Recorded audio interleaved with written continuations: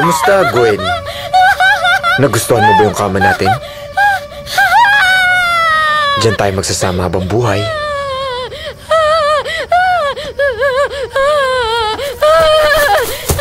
Saan ka pupunta?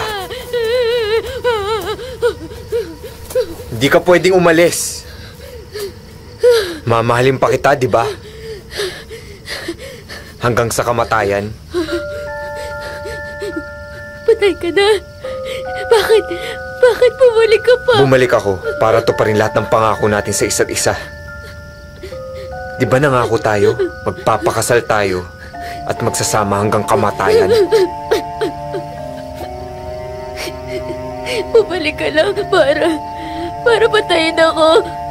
Gwen, ito lang yung tanging paraan para magkasama tayo.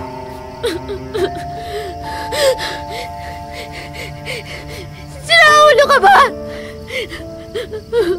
Gusto mo lang ako makasama.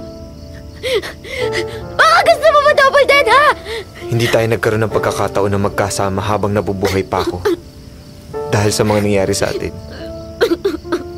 Pero ngayon patay na ako. Pwede na tayong magsama. Nawala ka na matagal. So ano? Nag-iiganti ka ba, ha?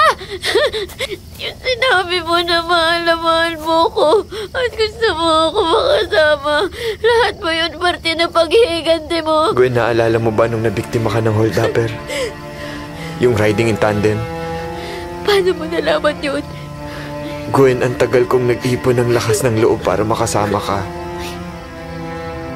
Pero ito yung nangyari sa akin. Hoy! Ibalik mo sa akin! Hoy! Hoy! Hoy! Magnanakaw! Hoy! Tumigil ka! Hoy!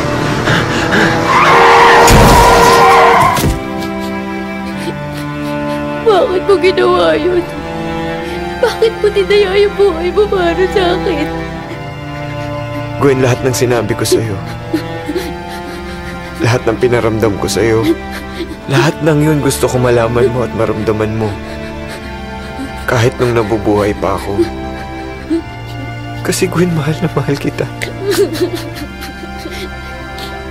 At hindi nagbago yun simula ng mga bata pa tayo hanggang ngayon napatay na ako.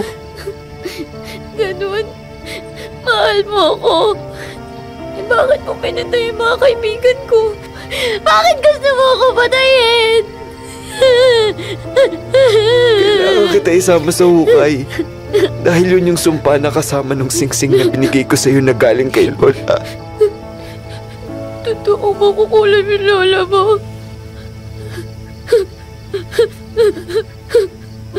Pero Gwen, gusto ko malaman mo na wala akong intensyon na saktan ka o yung mga mahal mo sa buhay.